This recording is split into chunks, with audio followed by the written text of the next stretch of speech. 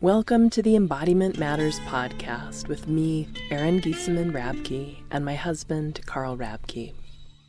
Embodiment Matters is an ongoing, rich conversation about what it really means to be embodied and why and how embodiment matters so much in our daily lives and in our modern world. You can find out more about our wonderful guests, about our work. You can sign up for our newsletter and find out how to become a supporting member of our podcast online at embodimentmatters.com. In this episode, I speak with Ian MacKenzie. And Ian is a writer and speaker and filmmaker. He's done some wonderful films, including Sacred Economics, Lost Nation Road, Amplify Her, Prayer to the Earth, an Indigenous response to these times. And Ian is also the host of the Mythic Masculine Podcast. And a lot of this conversation we have weaves through several of the themes that have come up in that Mythic Masculine Podcast. And it's interesting because we've shared a lot of the same guests on the Embodiment Matters podcast, like Philip Shepard, Sharon Blackie, Bayo Komalafe, Michael Mead, Daniel Four, Charles Eisenstein. So there are kind of similar threads we're following, but to hear these conversations in the realm of looking at gender and what is a mythic masculine and what does it mean to be a man in these times where old stories are dissolving and new ones are emerging. And I've found the quality of the conversation on Ian's podcast to be just really fresh and hitting on some core essential questions and inquiries.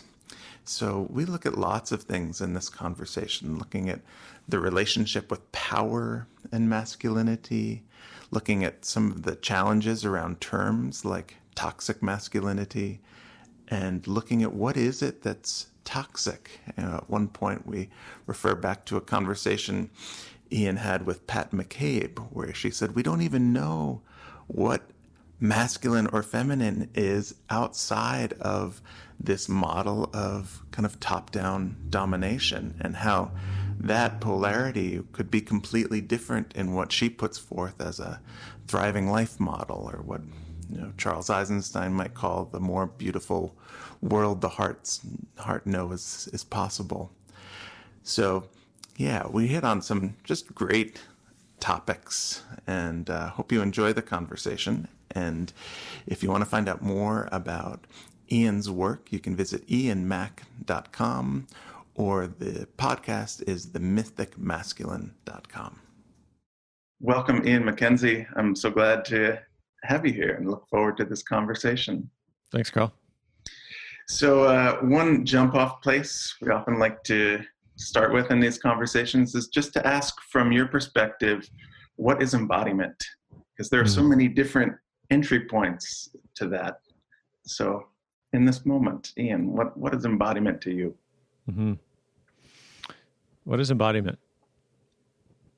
I used to think that it meant being able to connect with a kind of physicality, to feel embodied.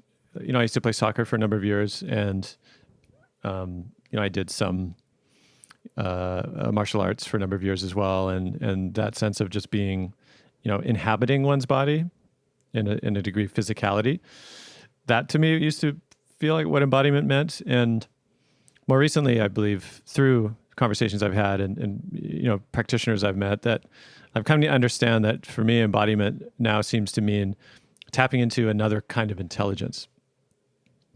So that, there's an intelligence often understood to be in the head, in this sort of rational intellectual culture. And a lot of men, including myself, tend to, appreciate, maybe over-rely on the intelligence in the head. And in many ways, dismiss outright the idea that there's other kinds of intelligences. And so that's what I'm coming to learn, that the body has its own intelligence, no less, if not more, magnificent than the one found in the head. And, that really feels like an absolutely different territory than I'm used to. Yeah, beautiful response. I was just thinking of, Bio Komalofe in the conversation we had said, reason is supposed to not be the king, but more like the janitor, like someone who helps kind of clean things up. Exactly. Yeah. So I would love to, I want to dive into some of these themes you've explored on your Mythic Masculine podcast, which I have deeply enjoyed those conversations. And it's really hit a spot in the conversation around masculinity that I've been yearning for a long time. So I appreciate that.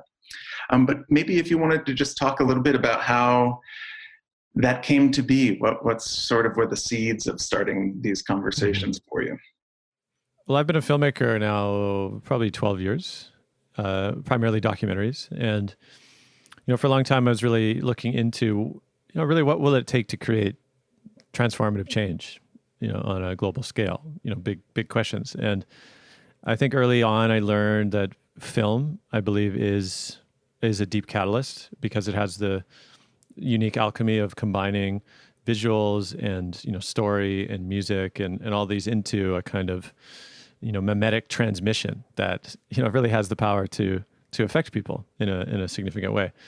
And so I think that's why I gravitated towards film and documentary. And throughout that journey, I explored a lot of different places from Occupy Wall Street to Burning Man to Fukushima after their partial meltdown, and looked to the realms of spirituality and culture, economics, and places that I felt, okay, is this what's going to create the change? And I think in my own life, I ended up having an experience at Burning Man, like many good stories start, where it sort of planted the seed of an idea for a film around this idea of the rise of the feminine.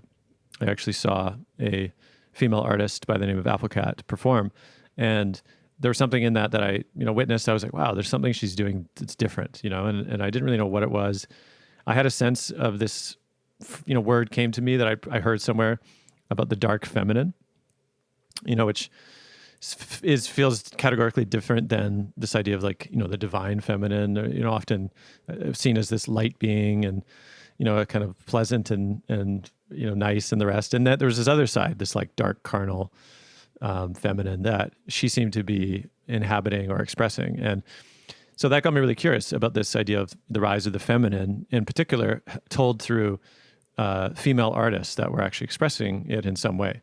And then that became an inquiry, that led to me reading authors like Marion Woodman and other archetypal psychologists that, have really used the work of Carl Jung and that whole lens of mythology, Clarissa Pincola's Estes, and that really was a 5-year journey into the feminine, and actually became a whole project called Amplify Her, of which people can, see the film, and we developed a whole graphic novel, motion comic series, like it's a big thing.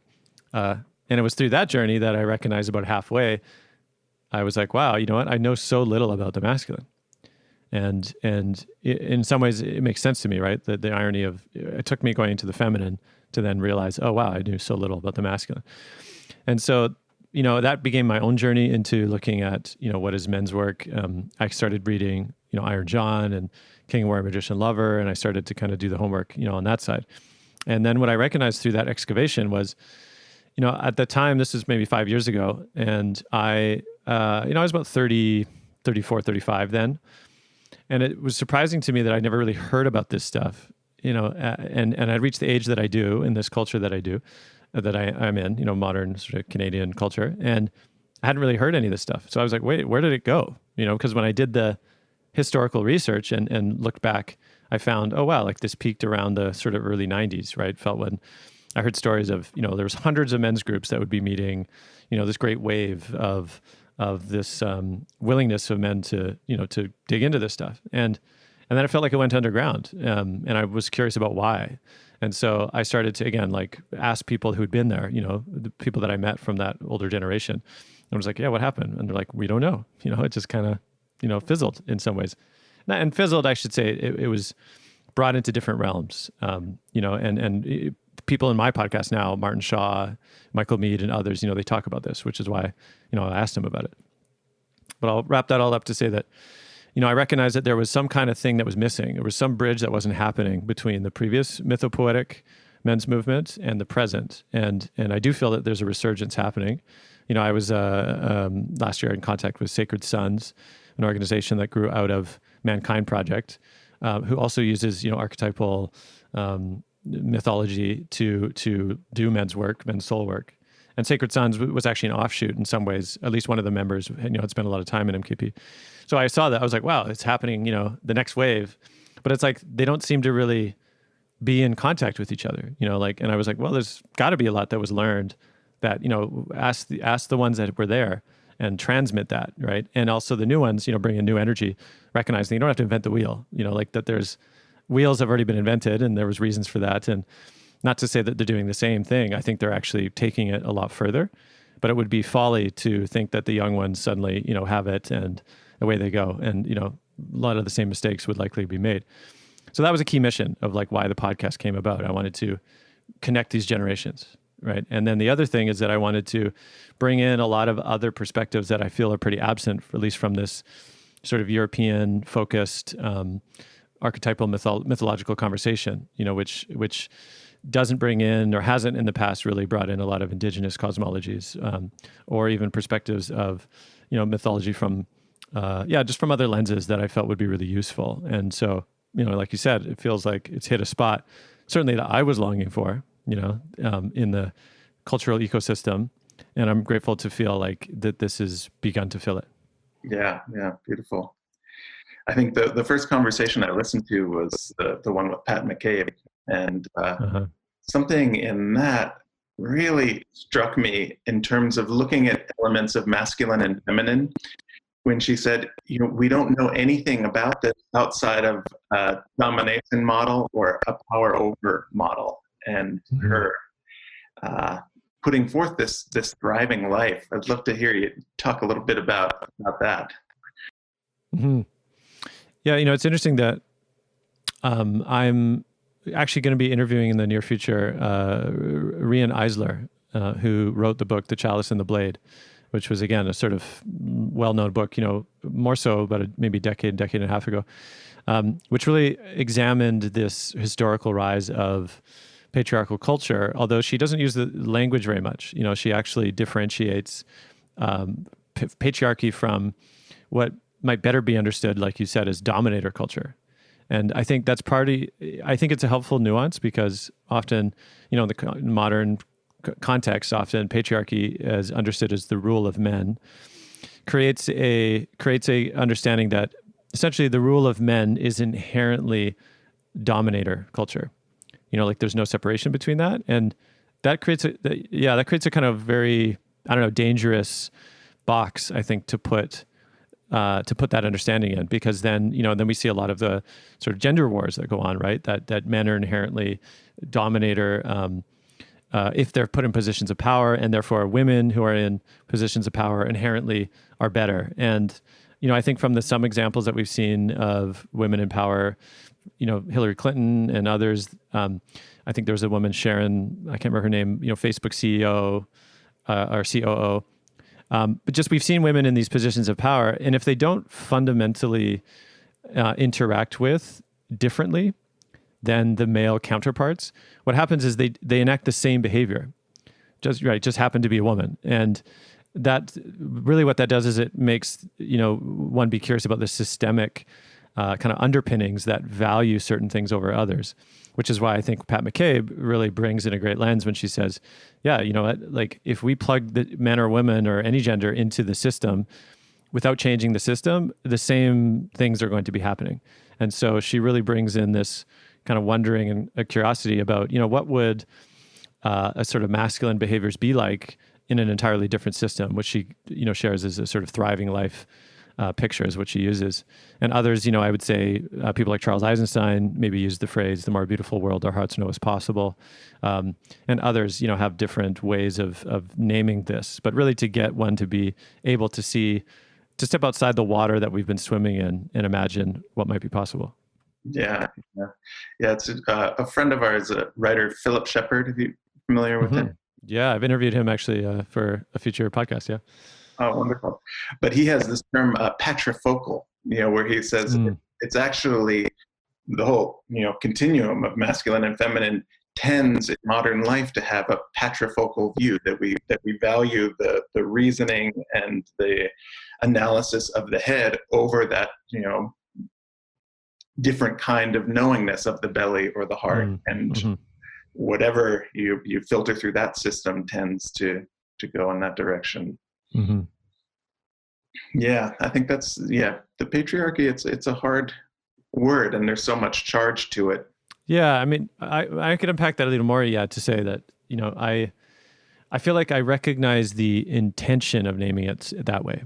Like, that to me is really important, rather than, I don't know, kind of dismiss because the word doesn't quite fit, like, which can sometimes happen. And I do think, I see there's a real value in being able to name, again, like a structural label for this kind of thing. And at the same time, I think because of the lack of nuance, it kind of, again, creates a kind of, I don't know, false war that doesn't really give it anywhere else to go. Like, as in, it kind of generates its own opposition. Whereas I think coming to it from an understanding of, what are dominator behaviors, or what gives rise to dominator culture, is a different conversation, and it gives a lot more room, to I think create pathways of possibility. And so I think that's very important as well, to recognize that there is something happening that has been happening that needs to be named. And yet, again, I wonder about how to go, what generates possibility and what closes it. Yeah. I mean, I'd say you could extend that to the toxic masculinity term that is so present now. And yes, there have been deeply harmful toxic behaviors coming from men, but when it becomes that sort of gravitational pull, probably for many people, when they hear the word masculinity, it's associated with toxic these days. And I think that's a really harmful thing for our sons and daughters when that gets bound together. Again, coming back to the toxicity being that domination model. Yeah, and I guess that's the question too, right? Where does the toxicity reside? Like, I guess that's really the question. Now, does it arise and generate from men? Do you know what I mean? Does it originate in men? And that's, I think, an important question. Because if one is able to see it actually as coming from the system at large, or the culture at large, then you see it more that all of us within that cultural paradigm are affected by it. Men and women and all genders, and there's certain behaviors and things that will flow from that cultural toxicity. And so, again, I don't want to then therefore say, okay, so women are just as complicit in it. Again, that to me, again, is like, that's not the right kind of whataboutism, with this conversation, but really just the ability to see it more as an ecosystem that each part affects the other part, and like everybody plays certain roles within the toxicity. And so, again, that to me feels like it generates, I don't know, a different kind of approach to how we might shift from this, culture we're in, to one that's much more in contact, much more generative. Yeah. What comes up for me is just that, the Watiko or indigo, that sort of consumptive, hungry ghost consciousness that's so pervasive in modern life. Yeah. I remember in your beautiful film you did with Stan Rushforth, where he was saying, so many people now are turning toward wanting to have access to Indigenous ways of knowing and Indigenous ways of healing, and yet it's so often approached with that same, we want to extract that like we've extracted everything else from this culture. Yeah. And I mean, what comes to me actually is, I'm just finishing a book right now, actually, called The Inconvenient Indian, which is written by Thomas King, I believe, I think he's Canadian, but he talks about the North American, history around Indigenous peoples, and it's a fascinating read, very well written. But he really highlights this sense of, I guess, kind of entitlement born of a kind of, I don't know, commodification of the world as a whole. And I was thinking back to my time, I was in Australia a number of years ago. I've been 3 times, actually. The first time was my own, sort of just wanting to step out of my, cultural understanding, some might call it a kind of walkabout, or a desire for some kind of initiation of some kind, but this is way early days and I didn't know anything about that stuff. But I went down to Australia and I traveled around, backpacked. And when I got to Ayers Rock, the Indigenous name Uluru, it was closed to tourists from climbing it. And I think that was a fairly recent thing at the time. This might have been early 2000. I was there, I think 2001. And I remember at the time feeling a sense of like, what? Outrage as a tourist, like, what? I can't climb it? Like, there's somewhere as a tourist, as a white person, that I can't go? That's not fair. This sense of entitlement, right? And to them, of course, it's deeply sacred to the indigenous peoples of that area, that, has a real significance that is sort of not open. It's not a commodity. It's not an experience, for them to like, check the box or to, sell trinkets or something. Like they hold it in very different regard. And so just the idea that I wasn't allowed, butted up against my sense of entitlement, that anywhere I should be able to go, if I could pay for it, if I could pay the admission fee or something.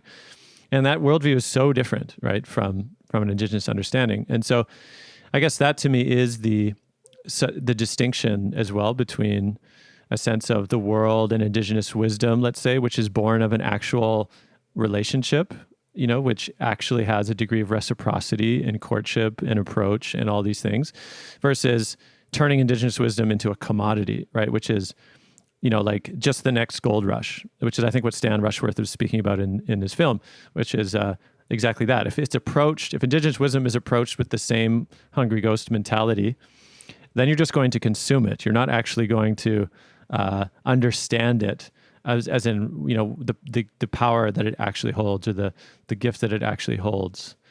Yeah. I think I recall when we were having a conversation with one of your teachers, Stephen Jenkinson, and we were talking about initiation and how, so many of us are feeling this deep longing for initiatory process that has been absent in modern culture. And he was describing, that the edge of like, if you think you should be entitled to initiation, like the gold rush, or if there's something that yearns for it and seeks it out through, like your journey to Australia or other things, like when there's something deeper that is moving toward, rather than some things like, well, I'm kind of lost and I should have initiations. Mm-hmm. Yeah. And even the should, right? That's such an interesting understanding. And we don't need to unpack it here, but oftentimes, the book of shoulds, wondering where that comes from. Yeah, I would love to go into your episode with Martin Shaw, which again, there's so many nuggets in that. But one that I really appreciated that I think is many modern men are missing is just the sense of the wildness and the eroticism.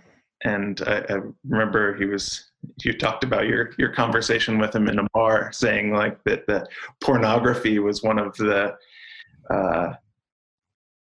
things that limited men's freedom most in these times. I think he said domesticates. Yeah. Yeah. Do you want me to unpack that a bit? Yeah, I'd love to hear you reflect on that. Sure. It's interesting. The parallel that I actually draw is between my experience in a community in Portugal called Tamera, of which, I could spend a lot of time talking about. But I've been working on a film for the last 5 years based on their research in love and sexuality and partnership, and really understanding what I would call like a village model for navigating love and belonging and connection, and in particular, like an attitude towards eros, which is understood not just as sexual love, but just like pure life energy.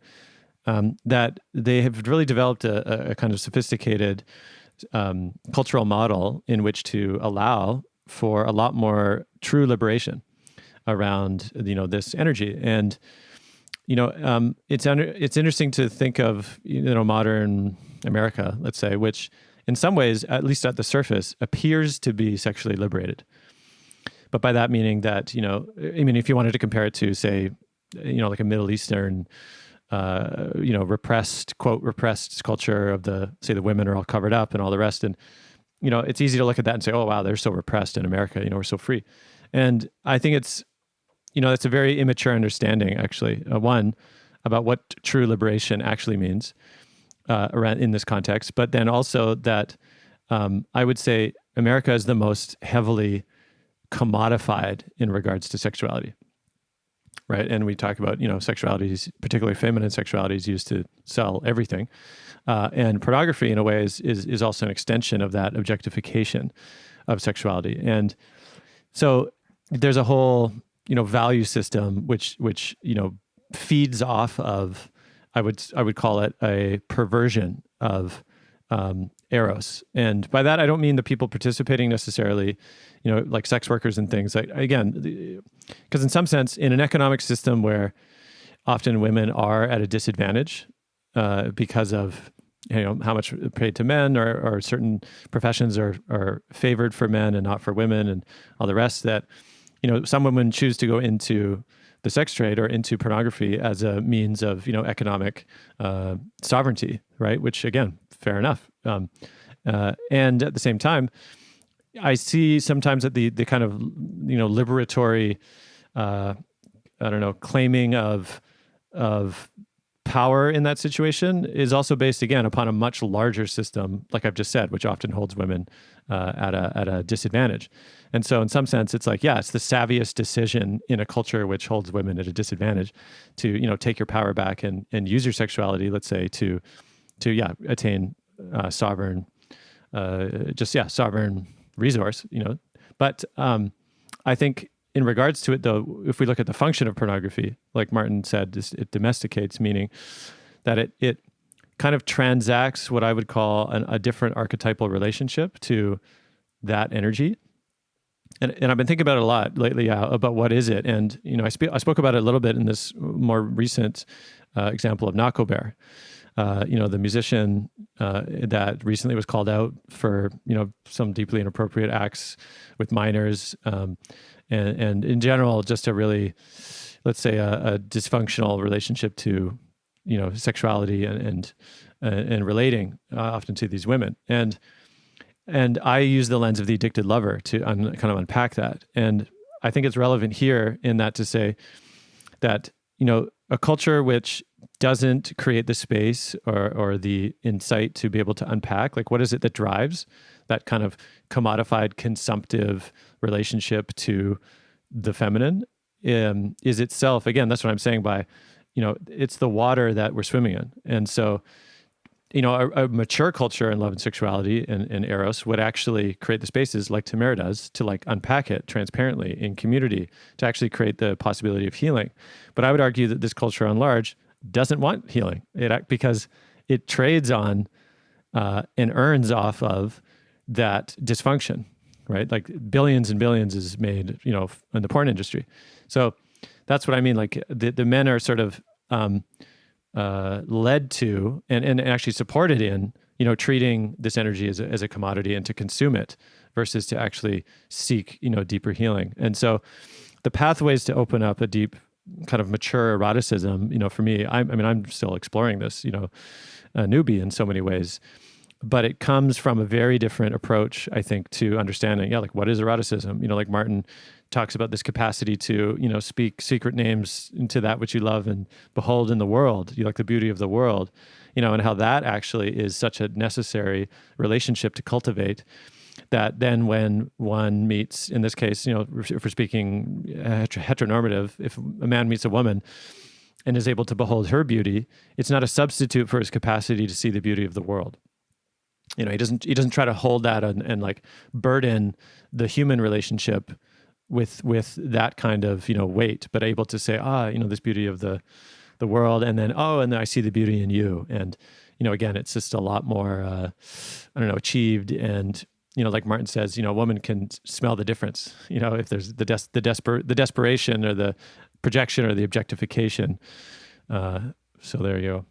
Yeah. And I think too, there's a way, bodily, you can see how we're often, if we're in more of a head way of happening, we don't integrate the energies of the pelvis, genitals and the abdomen. And so it tends to, I mean, like if you look at many of the scandals in, Buddhist communities or yoga communities, it's not that teachers are embezzling funds or something. It's inappropriate sexual activity that often goes, even if people are really developed along certain channels of realization, that's one that can tend to stay adolescent or isolated. Yeah, and I do want to highlight as well, for me, understanding, that there's so much that goes into keeping that kind of stuff below the surface. That because I think it's important to proceed from this foundational understanding that, if I was a man in that position of being surrounded by a degree of women that I found attractive, that were giving their power away, right, because of the structures of perception of power. And again, like in a culture where a man with high status is seen as desirable and favorable, and women, by and large, if they don't have deep anchoring in their own center, and as well as their connection to other women, and particularly elder women, if they don't have a deeply anchored women's community, then they're susceptible also to playing that other side of the role, right? And that doesn't excuse the behavior of the men in power to trespass, but all I'm saying is it's really important to be able to see it within that ecosystem. And so I would argue that if we proceed from that understanding that any man in that position is likely, or I should say, swayed by that very dynamic, then we need to put accountability, circles of accountability that actually create the space for these things to be spoken about, to be checked, ongoingly, as opposed to, when there's a scandal and all of a sudden, oh, it's a bad apple, and how did we not know, and blah, and the cycle continues. So yeah, I see it deeply as a structural thing, as well as, of course, kind of proceeding wide open, that, this thing, it's an old story and it happens again and again and again and again. So, we have to be able to change the culture rather than simply see it as an isolated, person and incident. Yeah, that's well said. Another conversation that I loved that you had was with Daniel Four, and something about that bringing in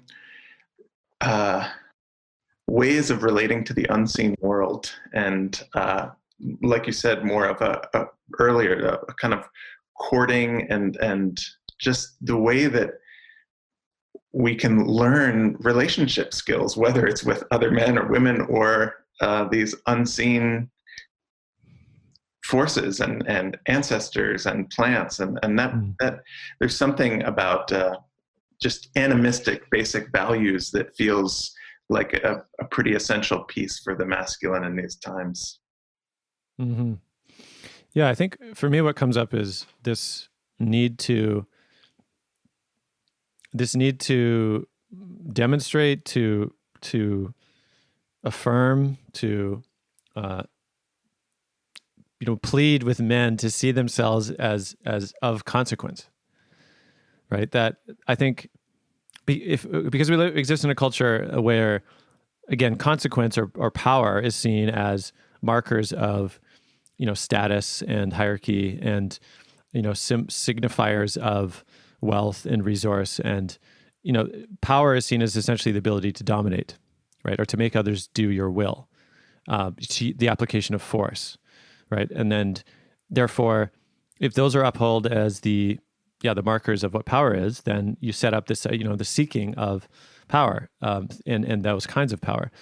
And then it's no surprise to me that then we have essentially the ongoing phenomena of men who, for multitude of reasons, don't feel powerful, then step into an expression of what feels like power to them, which is often, or can be, a kind of violent expression, right, of domination over another who's, quote, weaker, or at the extreme, stepping out and shooting people en masse, as I would see that as essentially a last-ditch effort to demonstrate or to claw at some degree of power, to say, hey, I'm visible, I'm here.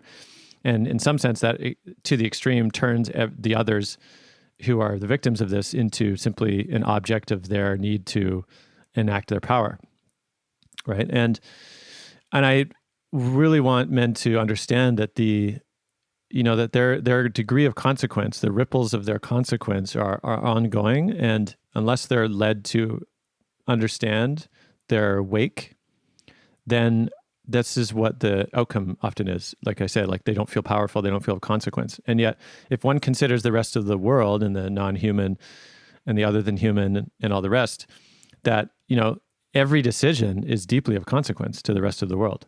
And we're not just talking about, purchasing this or that, but even, I'll just give an example of when I'm part of a cycle of, I won't use the word vision fast or vision quest because it's not that spectacular, but really a period. I like the word often wilderness vigil or just wilderness sit. And I've participated in 2 years now in this first time out in enough of a wilderness to be, sort of outside of the eyes of others, but not so far away that I couldn't hear them. Like as in hear people, like going about their activities.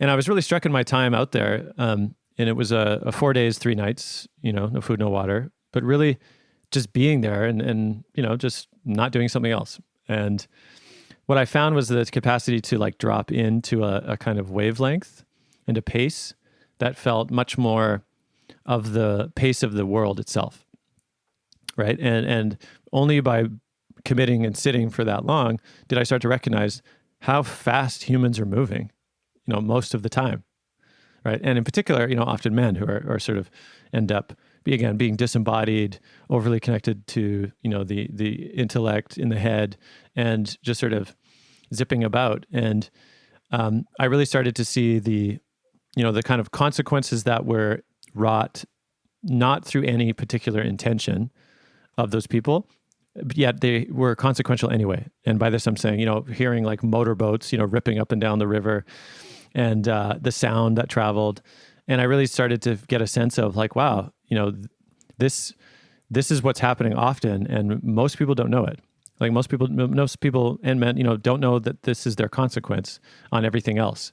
The waves that continually hit the shore and erode the banks, whatever beings that happen to be making that place their home, the consequence of them being, hit multiple times a day by waves, rolling in off the shore because, maybe these guys like to have a joyride, on the lake, with a few beers or something like, so you know what I mean? It's like, but I guess what I'm saying is that understanding of one's wake is not a given. Like it's not something that, somebody tends to come to, oh, wow, I didn't realize it was so consequential. Like that for me, this is actually the function of initiation in a village understanding is that in particular, say for a man, that he can come to his understanding, his consequence, and oftentimes this takes the elders to visit this upon them, because it's not something that they will arrive at on their own. Yeah, that's true. Yeah, I'm reminded of Francis Weller has talked about power traditionally as not being an individual sense, but power is a byproduct of relationship, two ancestors, two place, that it's always more about the net of belonging than my separate individual sense over. And it's such a different sense of accessing power. Yeah, that's interesting. Just to comment on that, what comes to me is it's almost now I see perhaps in the spectrum of power or expressions of power that the ability to force one into submission, into what you quote want them to do is probably the lowest form of power, actually, right? Because in some sense, it doesn't actually require relationship. Like it doesn't actually require an equitable relationship. It requires more ability to dominate. And that's not really a relationship. That's essentially one based on coercion or fear or the threat of violence. And for most men, like that's largely, consciously or unconsciously what they know as power. And again, what a withered understanding of power. And I really appreciate the version you just brought in. Yeah, and I think, many men can fear their own power when they see how that dominant power can happen, either outside or inside. Yeah, I'll say it for me as well. Like this is also why I think, for men that maybe do have an aversion to participating in that kind of power often shrink, right, and go the other direction. And this is what happened to me for a number of years, which is why I hadn't really even come to my sense that I hadn't known much about the masculine, is because I had, in a way, abdicated that role, and that it took, being almost in 35 to come to that place of realizing it was a real deficit, in my life, and recognizing that just because I wanted to, avoid participating in that kind of power, the domination over power, it meant that I had actually kind of disavowed or dismissed a degree of my own masculinity, that, and to come to a level of intimacy with a different kind of power and a different kind of consequence. And so I see a lot of men go through this pattern, like they try that direction. They say, okay, I'm not going to be that. I'm going to be a good guy. I'm going to be an ally to women, this and that. And they end up essentially proceeding without building a relationship to that part of themselves. And in some sense, it makes them dangerous in a different way to women in particular, right? And certainly to other men, that there's not a degree of both self-knowledge and relationship to really find deep solidarity actually with other men, and to call men up, instead of out, which is often the case. Yeah. In your conversation with Michael Mead, you were talking about the king, warrior, magician, lover archetypes, and the sort of limitations that can come with any map. And I loved how he was talking about how the river of soul is going to carve its own way. It might be sometimes in alignment with those, but there's also so much more that's left out. And I'd like to hear you talk just about, through your conversations and your experience, the value or limitations of masculine and feminine. I mean, I've really tried to arrive at somewhere where, again, not deciding, okay, this is the way it is and it'll forever be this way, but I've really tried to position myself on what I would consider places that feel sometimes oppositional, which is those that advocate to stop using those words, to describe these energies, masculine and feminine, to try, there's yin and yang, active and passive or whatever. They try to come up with other labels to allow for a more accessible, because then the apologists of the ones that want to use that language is they'll often say, okay, well, we're using masculine and feminine, but we don't mean all men and all women. And then, go on from there. And I do see it as a bit of a, I feel like it needs a bit more nuance than that often, to appease those that say, well, they're just not useful then if they keep getting confused with all men and all women. And the way that I would answer this too is that, and this is just what I'm, feeling these days, which is there's something in using that language still, those labels, that I still feel is useful, because I feel like it invites a kind of embodied, ability to dance, between these energies that otherwise feel too abstract for me, right? And in my observable, life experience, that that there's something that I can perceive, which I would say is feminine, and that often expresses itself through women that, I experience. And, again, one could say, well, that's your projection or your objectification or your conditioning and blah, blah, blah, blah, and just take a fully kind of reduction or deconstructivist position. And then I see somebody like Pat McCabe, right, who says, yeah, I was like that too.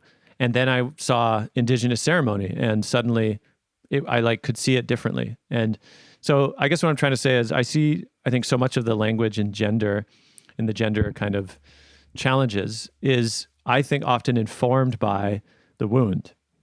Like, it's informed by a culture that is so deeply dysfunctional around gender as a whole that any, response to it often is kind of like, let's throw it out. Or as Bio talked about, this idea of postmodernism, it just wants to add more boxes, and call that the response. And yet there's a whole other way of approaching it, which, again, I've only really witnessed as well, almost in a village context, where it's not like, okay, all the men have to be like this and all the women have to be like this.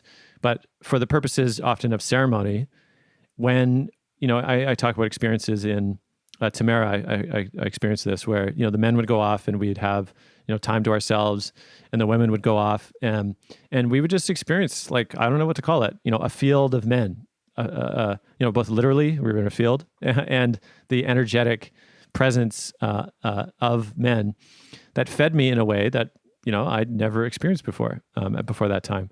And the women reporting the same, like, wow, it's so beautiful just to be with women, and parts of me unfolded and relaxed and da-da-da. And so, I don't know why that is, but it just seems to be what it is, So I find that language that doesn't include that experiential just, pattern that keeps showing up, to me feels, again, like it's kind of dismissing too much in order to try to fix something, but not recognizing that it's also coming from often a very wounded place. Yeah, I agree with that. So I'd love to hear just, from the broad ranges of conversations you've had with guests, what are some aspirations or directions you have, or, for someone listening to this who hasn't come across men's work, or, what sort of invitations would you offer? Now, in particular for men to connect with my podcast, or just in, men's archetypal just like work? The discoveries that you've had in this journey so far with these conversations. Yeah, I think, what I most value, I think, from when I first started to connect with this work, in particular, like the men's archetypal mythology, and really uncovering what felt like a map, right, to my internal landscape, which, again, it's important not to then say, okay, the map is the territory, but just to recognize I was able for me to begin to see myself in a different light, my story, the different forces that within me and within others, and in that sense, illuminated and kind of provided a capacity to navigate, both myself and the wider culture at large. And so I think that's a huge benefit to men who encounter this and begin to allow it to inform them, because I think, again, a lot of men typically, in this culture, have a degree of superficiality with other men. In particular, if they even have ones they could call friends, where oftentimes they may hang out, drink beers or whatever, play sports or whatever it is, which are valuable. But oftentimes I meet men who feel they want to go deeper and they don't know how. They don't know how. They don't have the tools. And even if there's a threshold of kind of intimacy that feels kind of like, like, whoa. Feelings or, this kind of stuff can often be confronting to men, but there's still, I feel like, a deeper soul longing to touch those places. And so, to have the tools and the map, I think, to deepen is like such a value to men. And also to begin to recognize, there's others, on this path. And something, I think it was Martin Shaw that said this as well, that, oftentimes men have to see a model of a man being a certain way, that provides a sense of, oh, wow, this is possible, and in particular, men that are further along the path of, capacity to feel, to tap into embodiment, to develop and to express a degree of solidarity, mutual love, all these things that, again, to be in the presence of, I think activates like a deeper, satiation that men need in order for their own soul, to feel grounded and to unfold their own gifts, and to step out of a lot of what I would call unconscious competition with men, right? Which again is part of the culture that we swim in. And I think, being able to do so, I think allows for, a type of freedom, a type of groundedness to take hold. And then, I don't know, just different questions arise and different possibilities, come forth.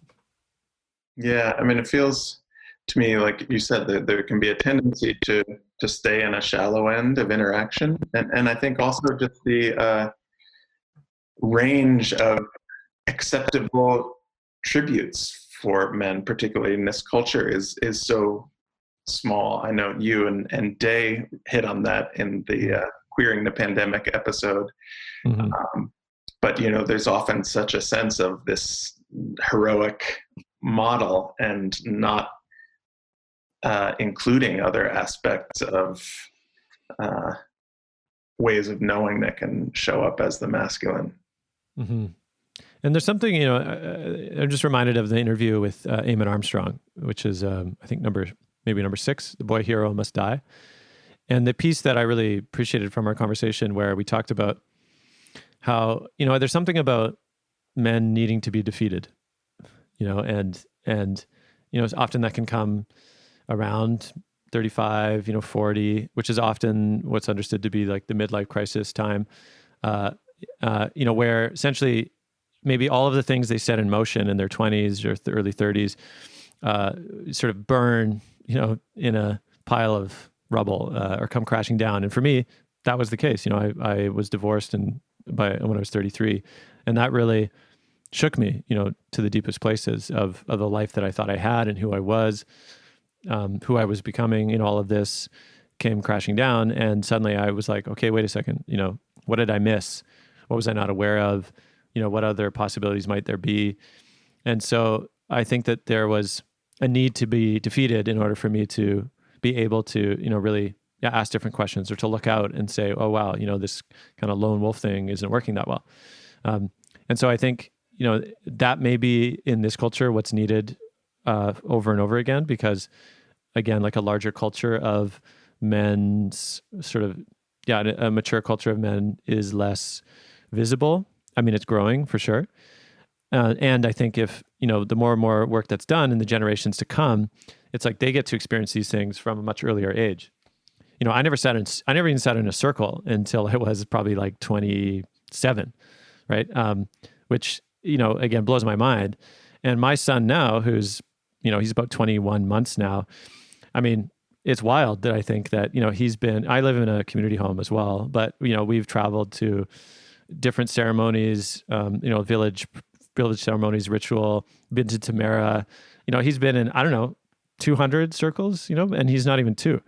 So not like he fully understands, of course, what's going on, and that's part of it, that they're not, that age, you're not really supposed to, quote, get it. But there's something that I think that they're absorbing, a way of adults being together that they're recognizing as normal, right? Of like, oh, this is how humans do it. And I trust that, as he grows older, is more able to participate actively in these kinds of things, that he'll just have like an instinct for it, based on that much experience being in on these ways of doing it.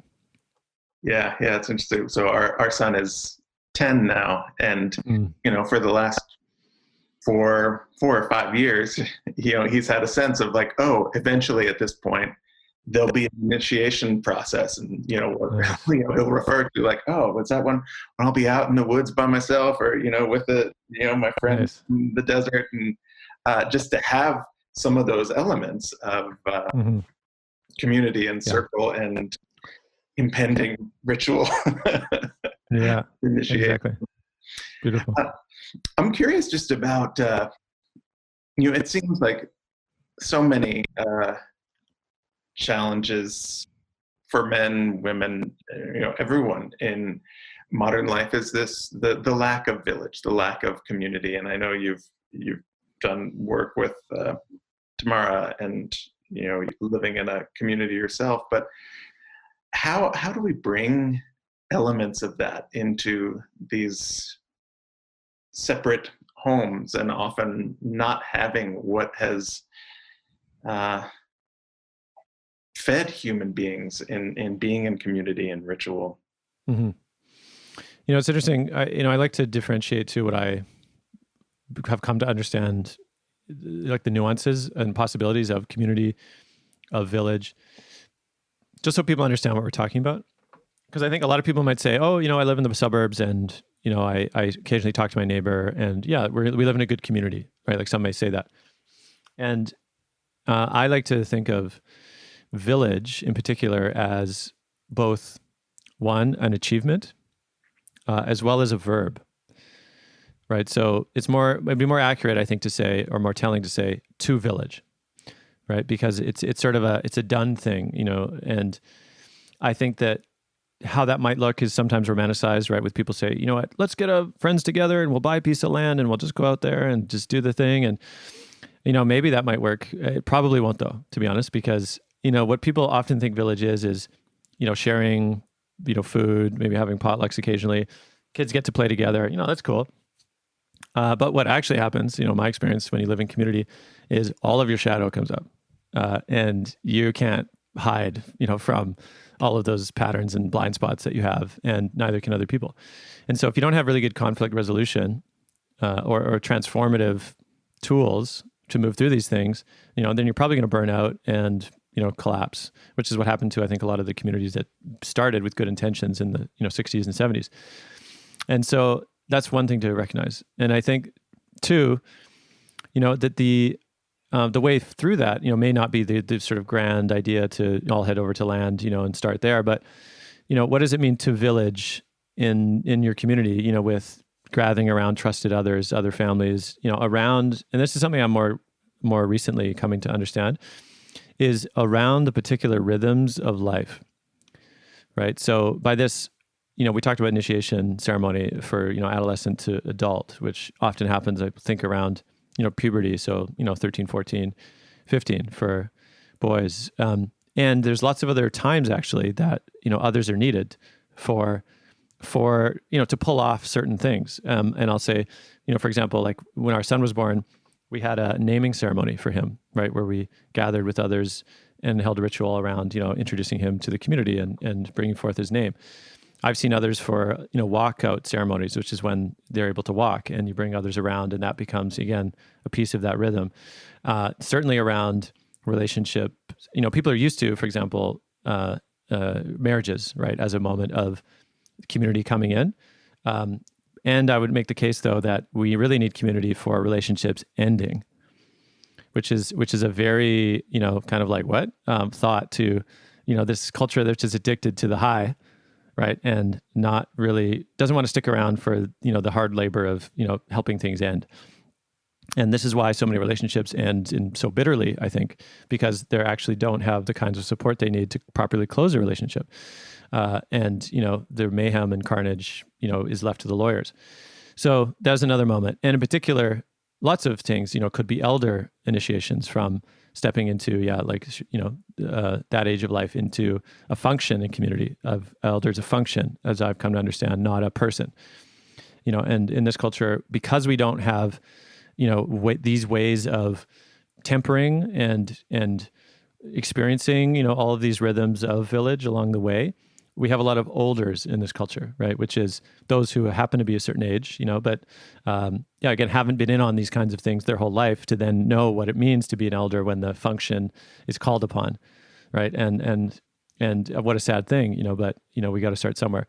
And then, of course, in particular, death and how often, the circle the wagons kind of approach is used to only, close family only. That's it. Everybody out. Where again, a very withered understanding about the role of village to come in and to support and to hold this, challenging time for a family. Again, so all of these rhythms, if somebody said to me, where should we start with village? I would say get people at these moments. Get trusted others at these moments, because those rhythms will start to build a sense of, trust and solidarity and capacity. And then, if you choose at some point to say, you know what, we're getting good at this, why don't we all live together somewhere? Then you've got some time in, right? But you don't wait to discover all of the stuff that you didn't know about each other, and that you have zero capacity by just heading to the land and saying, yo, let's do this. So that's where I'd recommend you start. Yeah, I think it's a great inquiry. Mm-hmm. So I know we're getting toward the end of our time here. I would love to just hear of any, current projects or upcoming offerings that you have that people might be able to reach out to you or get in touch with mm-hmm. the work that you're doing. Yeah, thanks.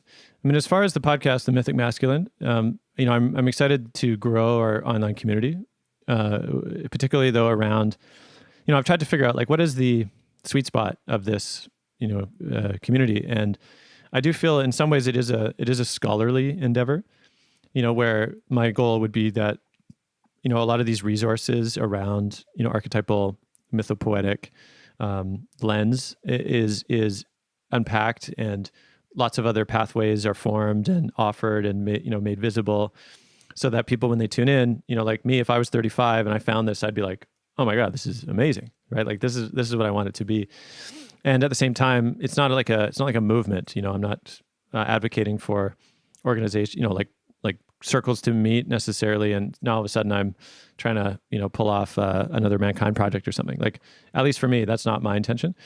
But I will say that, I think there's value in also we're going to be inviting a number of the interview guests to offer like specific teachings within the network as well.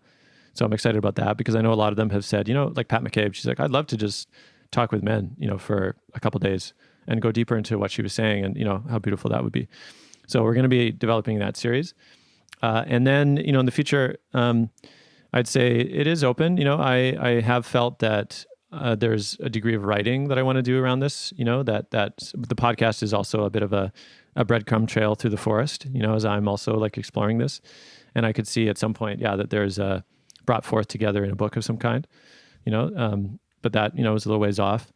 And then if people want to connect with my film work as well, though, which, like I said, I'm working on the film about Tamara as a major piece, they can go to, for that one, loveschoolfilm.com. Or if they want to see majority of my work, which is mostly online, they can go to ianmac.com, ianmack.com. And then, of course, the Mythic Masculine, easy to find, themythicmasculine.com, to check out, all of the episodes on there. Cool. Well, thank you so much, man. It was really a pleasure to speak with you. Yeah, thanks, Carl. Appreciate it. Thank you so much for listening. We hope you enjoyed the conversation. If you enjoy this podcast, it's great if you want to share it with friends or post about it on social media. Also, you could make a donation to support the podcast or find out more information about our classes and offerings at our website, embodimentmatters.com.